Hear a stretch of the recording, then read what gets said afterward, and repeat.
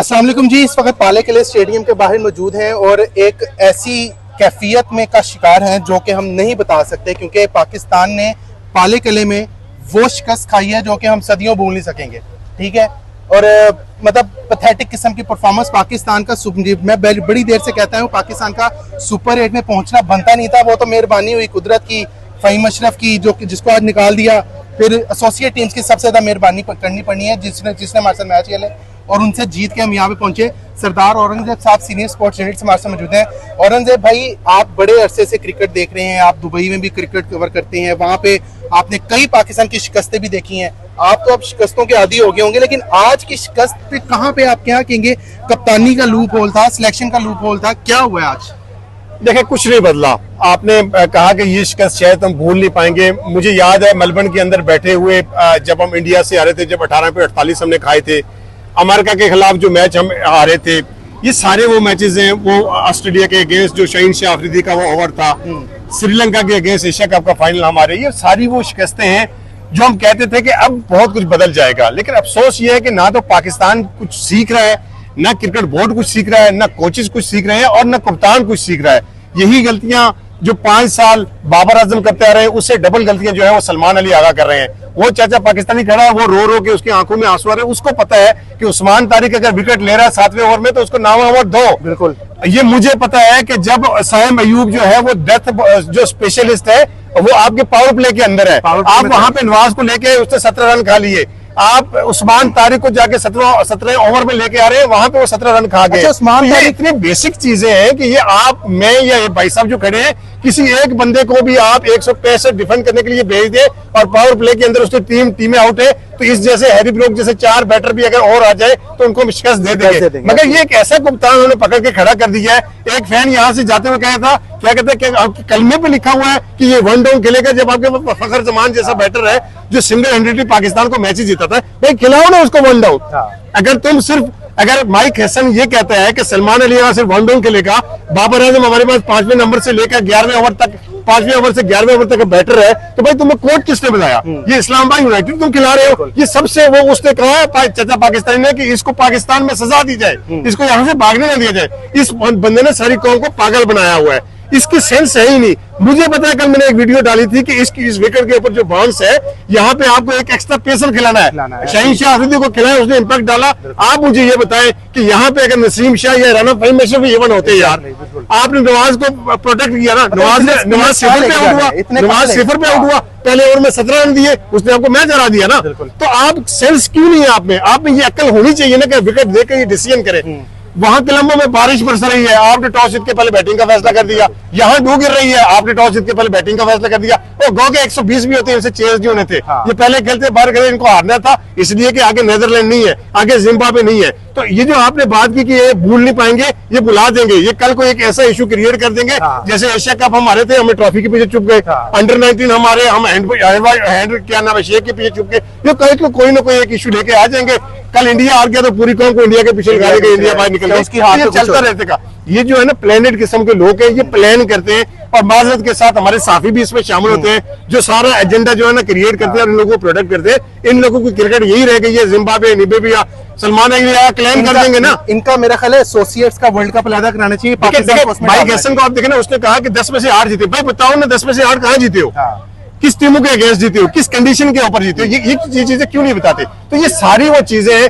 ये इस्लामाबाद यूनाइटेड कोई किसी ने परफॉर्म कर दिया तो वो उसको $4 लाख मिल गया, किसी ने परफॉर्म कर, ये सारे इन्होंने अपनी अपनी मजदूरी करके इन्होंने सेट किया हुआ है। सरदार साहब ये भी तो देखिए ना, आप सलमान अली आगा को कह रहे हैं, ये जो एक हमने मार्की प्लेयर अपना 3 डायमेंशनल प्लेयर शादाब खान, इसका क्या करना है? मुझे आप इसका बताएं ना। इसको देखिए मेरी बात सुने, मैं वो कर रहा हूँ। वैसे तो आप अगर देखे जाए तो मेरे नजदीक आप देखे जाए ना, इस टीम के अंदर उस्मान खान और साहबजादा फरहान को मैं कहूंगा कि जैनवर वो बंदे हैं या फखर जमान जिनकी T20 के अंदर जगह बनती है।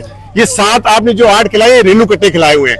लेकिन हम उस चीज से चूके अब इन्होंने सिलेक्ट कर दिए, इन्होंने 15 रखे, 15 में से 11 इन्होंने खिलाने हैं। तो हम अब उसी पे बात करेंगे जो 11 खेल रहे हैं। अब उस 11 में से भी आप जो टीम सिलेक्ट करके खेल रहे हैं, चलो ठीक है यार, 165 भी आपने बढ़ा दिए, शादाब का उसको कंट्रीब्यूशन भी आ गया, ठीक हो गया।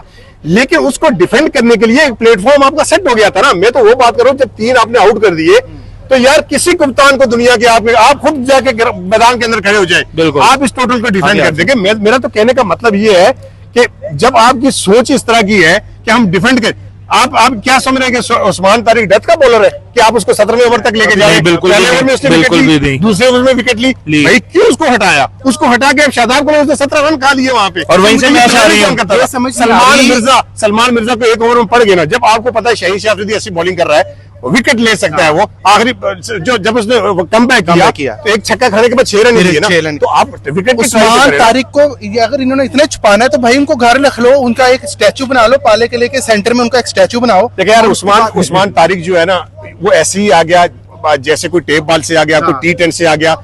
अब उस्मान तारिक ने जो कैच गिराया है, अगर वो कैच कर लेता, अगली बॉल पे चौका लग गया ना, सारा प्रेशर रिलीज हो गया ना, उस बंदे को बॉल पकड़ने का पता ही नहीं, सलमान मिर्जा को फील्डिंग का पता ही नहीं, ख्वाजा नाफी को फील्डिंग का पता ही, इसलिए कि ये लोग एक एक दो मैचेस की परफॉर्मेंस पे टीम पे आए हैं। जब टीम का क्राइटेरिया सेट करेंगे ना, जब डोमेस्टिक की परफॉर्म करके अब यहाँ तक पहुंचेंगे ना, जब लोग पहले ख्वाब होता था लोगों का, लोग 200 से मैच 250 मैच, एक हमारा कश्मीरी अब्दुल रऊफ था, उसकी 700 विकेटें हैं, उसने 500 डोमेस्टिक के क्रिकेट खेले, फिर जाके नहीं, वो सच बोलता है ना, वो कोचिंग कर चुका है, नहीं रखना, वो सच बोलता है, ये बात है। रगड़ा खा के लोग आते थे। अब ख्वाजा नाफी T20 की बेस पे आ गया, उस्मान तारिक PSL की बेसिस पे आ गया। पिछले साल आपने जब चैंपियन ट्रॉफी थी, आपने 2 प्लेयर को बुला दिया, राना फाहिम अशरफ और खुशदिल शाह को, क्योंकि उन्होंने वहां पे परफॉर्म किया। तो आपका डोमेस्टिक का परफॉर्मर मूसा खान है, आपकी डोमेस्टिक का पीछे क्या नाम है उसका, उसामा मीर था टॉप विकेटर, आपने उसको रखा ही नहीं। इस दफा आपकी डोमेस्टिक का परफॉर्मर आपका वो अब्बास अफरीदी था, आपको पता ही नहीं वो कहाँ पे है। उसको तो गायब कर दिया है ना सरदार साहब, उसने आखिरी मैच में 50 किया, उसे गायब कर दिया है, की तरह गायब कर दिया उसको। उसको जिनके बहरहाल यार, ये जो है ना, बड़े सरदार साहब, बड़े बहुत ही ज्यादा क्वेश्चन है, बहुत ही ज्यादा चीजें ठीक होने वाली, और आज की नहीं है, ये पिछले 2, 3, 4, 5 सालों से चलती आ रही है।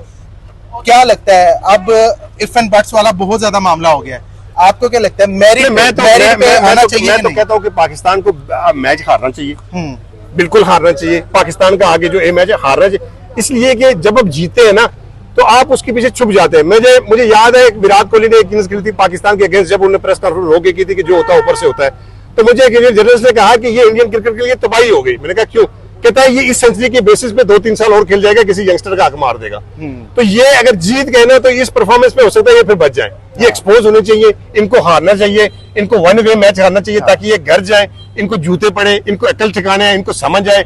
ये जो माइक हसन है, सारी तबाही का जिम्मेदारी है।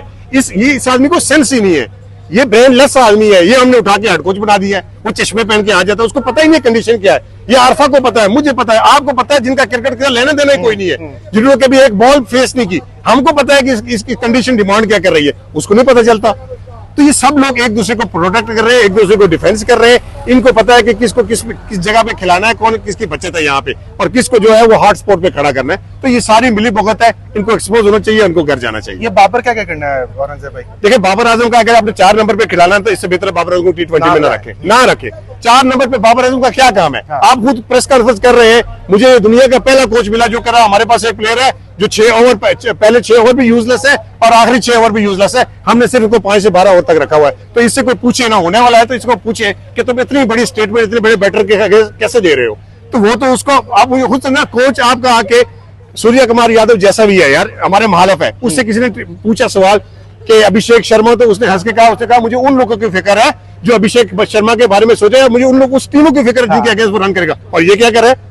ये कह रहा है वो 110 का स्ट्राइक रेट है, मैं उसको यहाँ नहीं खिला सकता, यहाँ नहीं खिला सकता। भाई तुम्हें अगली टीम में तोल के देंगे कि बाबर आजम का रोल हमें तुम्हें ये दे देंगे? बिल्कुल। तो ये सारी चीजें जो है ये समझनी चाहिए, ये पाकिस्तान क्रिकेट बोर्ड को भी समझना चाहिए। कैसे इंसान को आपने उठा के बना दिया। सलमान अली आगा बहुत अच्छा प्लेयर है, मैं उसको नंबर 1 प्लेयर मानता हूँ, मगर एज ए कैप्टन जीरो है। टेस्ट में अच्छा है, वनडे में अच्छा है, as a T20 zero. T20 का प्लेयर ही नहीं है। आज तो एक्सपोज हो गया पूरा। सर आज नहीं हुआ, बड़ी देर से आज 45 रन की इनिंग्स निकाल के तो मुझे उसकी इनिंग्स तो दिखा दे। कुछ भी नहीं किया, सही कह तो ये सारी ये होता ही है कि सलमान अली को हीरो बनाओ, 1 डाउन खिला के, बाबर आजम 4 खिला के 0 बनाओ, ताकि ये जो लोगों का प्रेशर है ना, फैन फॉलोइंग है, उससे गिरे बाबर आजम और उसको निकाल के बाहर फेंक दे। तो बड़ी लंबी डिबेट्स हैं और ये ना खत्म होने वाली डिबेट्स हैं। अल्लाह करे अब अगले मैच में कुछ हो जाए, अल्लाह करे कुछ में अगले मैचेस में हो जाए, लेकिन मैरिट पे भाई पाकिस्तान की टीम आगे नहीं बनती। मैरिट पे पाकिस्तान की टीम आगे बिल्कुल नहीं बनती। तो लेट्स सी आगे क्या होता है, वो अल्लाह बेहतर जाने। बहरहाल बहुत दुख है, बहुत गुस्सा है, बहुत अफसोस है, पाकिस्तान की टीम इस तरह आ रही है। बहुत ही ज्यादा अफसोस है। क्या हुआ अब ना, कह सकते क्या हैं अफसोस अब है? अगली वीडियो में हम एक दोबारा सेकंड आपके मैं साथ- क्लोजिंग दे देता हूँ, क्लोजिंग करते हैं ना। सरदार साहब तो बड़ी बात करके गए हैं, मुझे एक बात बताएं। उम्मीद अच्छे की हमने सबने की, जीतने की, लेकिन एक बात है, इस टीम का ना आकिब कुरैशी, मैं ऑनेस्टली बोल रहा हूँ, स्कूल के बच्चे होते हैं ना, उनसे भी गिरा हुआ माइंड सेट है, ठीक है, रूम टेम्परेचर से भी कम IQ है। तो इस टीम में अगर मौजे से भी पहुंच गई ना, तो अल्लाह ही है, बस फिर कुदरत का निजाम ही है। मैं यही एंड करना चाहूंगा यहाँ। बहरहाल यार अब क्या करें, इनका समझ नहीं आ रही। अल्लाह खैर करे जी। आगे क्या होता है, किस पहुंचते हैं नहीं पहुंचते, वो वक्त ही बताएगा। बहरहाल अपना ख्याल रखें, उम्मीद के साथ, अफसोस के साथ और बड़ा ही दुखी दिल के साथ पाले कले से आपसे इजाजत देता हूँ। अपना ख्याल रखें, अल्लाह ने।